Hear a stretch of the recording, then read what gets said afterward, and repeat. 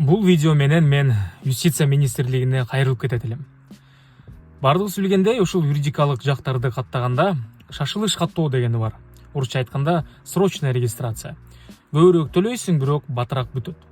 Мурун ошол шашылыш түрдө регистрация кылганда барасың, адис ошол жерден документтерди текшерет, мунуң туура эмес, мунуңду оңдоп кел деп туруп, анан кийин кабыл алат. Бүгүнкү күндө Бишкек шаарында ошол каттоолор онлайн түрүндө кылынат. Аны кылганда шашылыш түрдө төлөсөң дагы документтерди текшербестен кабыл алынат. 6 саат мисалы бүгүнкү күндөгү ошол каттоолору. Анан 6 саат 5-6 саат келгенден кийин бир жери туура эмес болуп калса, документтериңди артка кайтарып салышы мүмкүн. Демек биз 6 саат жөндөн-жөн убакыт кетип атат. Бир документ жетишсиз болуп калышы мүмкүн, техникалык бир катачылык болуп калышы мүмкүн. Ошол 6 саат убакыт кетти, шашылыш түрдө болгон күндө дагы. А мурун болсо, алдын ала карап туруп, анан туура же туура эмес деп айтышчу. Мен эмнени сунуштайт элем?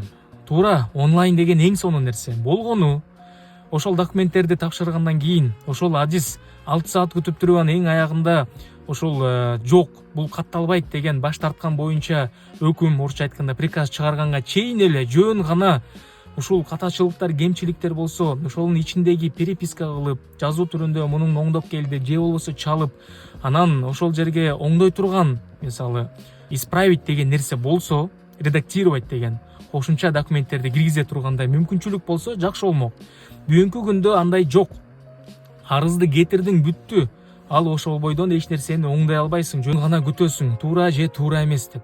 Менин оюмча бул бюрократия болуп калып атат, анан ошол шашылыш регистрациянын бир принципин жоготуп коюп атат да. Анда бул шашылыш деле регистрация болбой калып атат. Ошондуктан ошол шашылыш түрдө регистрация кылгандан кийин редактировать деген нерсени кошуп койсоңор жакшы болот.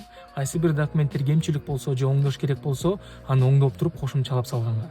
Анан адистери дагы 6 саат күтүп туруп, анан эң аягында бул документиңер жетишсиз экен деп туруп баш тартпастан, бул документиңер оңдоп койгула деп кичине бир мүмкүнчүлүк түзүп берсе дагы жакшы болмок.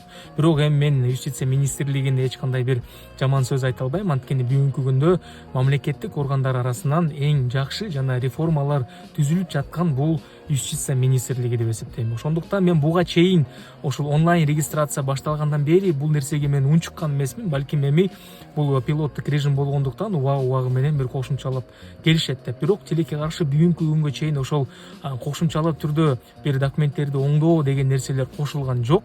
Ошондуктан анан мен бул видеону жазып жатам. Мен бул кемчиликти оңдойт дегенге үмүттөмүн.